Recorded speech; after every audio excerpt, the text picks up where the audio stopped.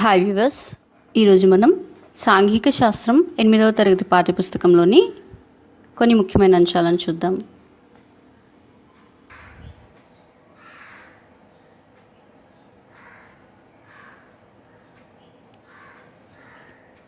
ఏదైనా పని విధానం మెరుగుపరచడం లేదా ఏదైనా జ్ఞానాన్ని రోజువారీ జీవితావసరాలకు ఉపయోగించుకుంటే అది సాంకేతిక విజ్ఞానం అవుతుంది. 18వ 19వ శతాబ్దాలలో ఉత్పత్తి విధానంలో పెను మార్పులు వచ్చాయి. ఒక కొత్త యంత్రాన్ని లేదా ఉత్పత్తి విధానాన్ని తొలిసారిగా కనుగొన్నప్పుడు దానిని ఆవిష్కరణ అంటారు.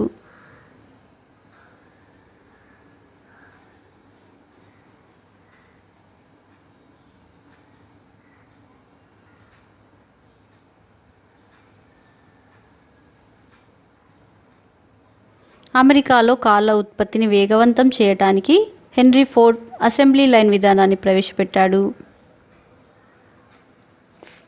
దీనివల్ల కర్మాగారాలలో ఉత్పత్తి పెరిగి పెద్ద సంఖ్యలో సరుకులు తయారు కాసాగాయి. సాంకేతిక విజ్ఞానంలో మార్పు ఒక కొత్త ఉత్పత్తికి దారితీయవచ్చు. 19వ శతాబ్దంలో ఇంగ్లాండ్లో తమ ఉపాధిని మరమగ్గాలు తీసేసుకుంటాయని చేతివృత్తి కళాకారులు వాటిని తీవ్రంగా వ్యతిరేకించారు.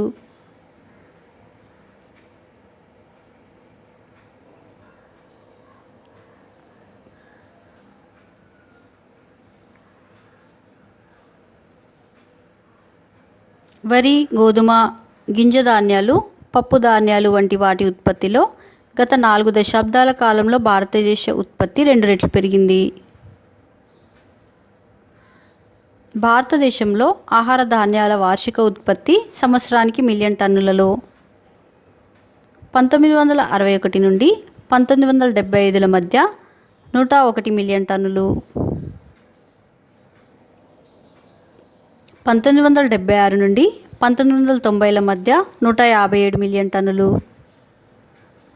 1991 నుండి 2009 మధ్య 229 మిలియన్ టన్నులు ఉంది.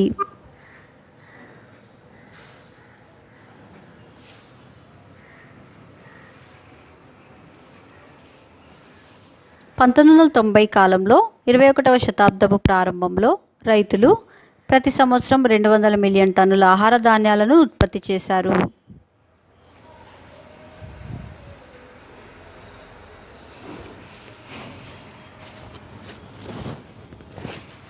వరికోత యంత్రము వరిని కోస్తుంది, ధాన్యంను నూర్పిడి చేస్తుంది, పోత పోసి గింజ పొల్లును వేరు చేస్తుంది. కావున వరికోత యంత్రంను కంబైన్డ్ హార్వెస్టర్ అంటారు.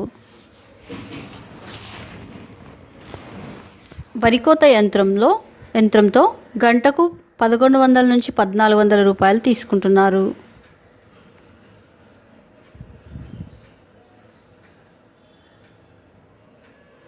వరికోత యంత్రంతో ఒక గంటలో 1 ఎకరం వరిని కోయవచ్చు.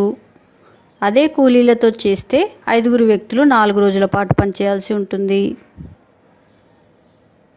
ఈనాడు వస్త్ర పరిశ్రమలలో వివిధ భాగాలలో 10 కోట్ల మంది పని చేస్తున్నారు.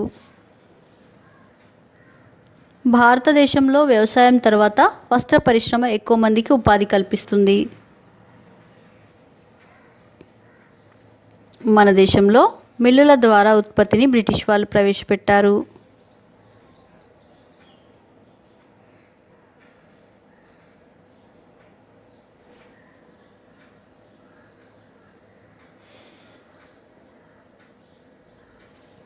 మిల్లుల బట్ట తయారు చేయడం మొదలు పెట్టడంతో చేనేత వస్త్రాలకు గిరాకీ తగ్గిపోయింది. 1940లలో 40,000 మరమగ్గాలు మాత్రమే ఉండేవి.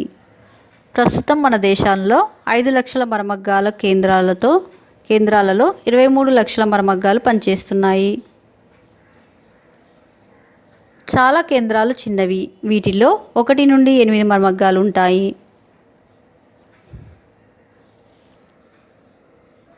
తమిళనాడు, మహారాష్ట్ర, గుజరాత్లలో మరమగ్గం కేంద్రాలు ఎక్కువగా ఉన్నాయి.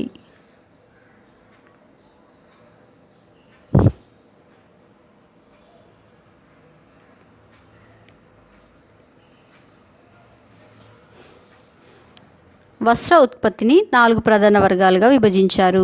అవి చేనేత, మరమగ్గాలు, మిల్లులు, బనీన్లు. తెలంగాణ మరియు ఆంధ్రప్రదేశ్లో 50,000 మరమగ్గాలు ఉన్నాయి. 1988-89లో వస్త్ర ఉత్పత్తి మరమగ్గాల ద్వారా 55%, మిల్లుల ద్వారా 20%, చేనేత ద్వారా 14%, బనీన్ల ద్వారా 11%.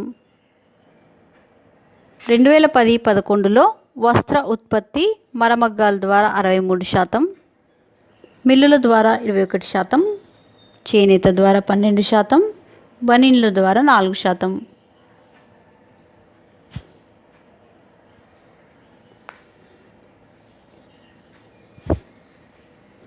1980ల నుంచి భారతదేశంలో వస్త్ర ఉత్పత్తిలో మరమగ్గాల వాటా ఎక్కువగా ఉంది. మరమగ్గాలలో 60 లక్షల మందికి ఉపాధి లభిస్తుంది. 1988లో వివిధ రాష్ట్రాలలో 33 లక్షల చేనేత మగ్గాలు పనిచేస్తుండేవి. 2009 నాటికి ఇది 24 లక్షలకు తగ్గిపోయింది. ఆంధ్రప్రదేశ్లో చేనేత యూనిట్లు 1988 సంవత్సరంలో 5,29,000 ఉండగా 2009 సంవత్సరంలో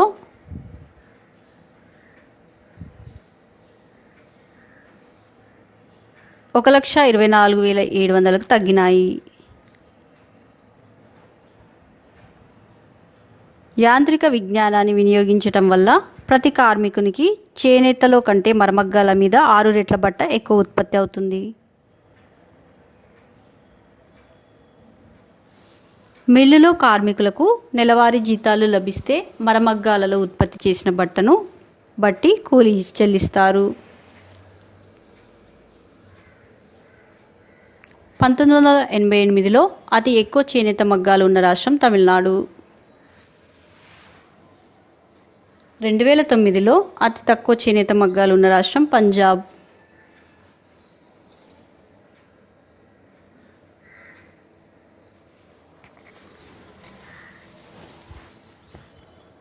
సాంకేతిక విజ్ఞాన మార్పులు సేవా రంగాన్ని కూడా ప్రభావితం చేస్తాయి. వ్యవసాయం, పరిశ్రమలకు మద్దతు ఇచ్చేవి అన్ని వ్యాపార కార్యకలాపాలు కూడా సేవా రంగంలోకి వస్తాయి. భారతదేశంలో టెలికమ్యూనికేషన్ నెట్వర్క్ ప్రపంచంలో 3వ అతిపెద్ద సంస్థ. భారతదేశంలో 1990 వరకు ల్యాండ్లైన్ ఫోన్లు మాత్రమే ఉండేవి.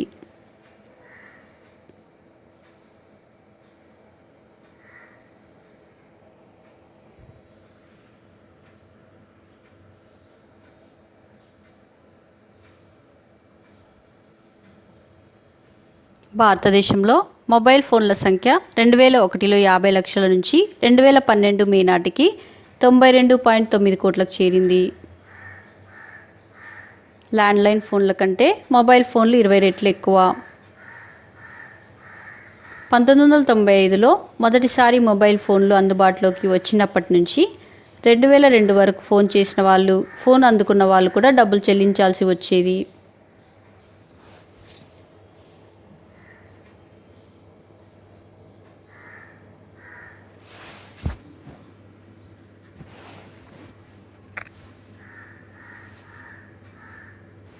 (1994లో ఒక వ్యక్తి ల్యాండ్లైన్ ఫోన్లో 500 కిలోమీటర్ల దూరంలో ఉన్న మరో వ్యక్తితో 3 నిమిషాల పాటు మాట్లాడడానికి ఆ వ్యక్తికి 28 రూపాయలు ఖర్చు అయితే 2003 నాటికి దీనికి 2.40 నుంచి ₹4.80 మాత్రమే ఖర్చు అవుతుంది.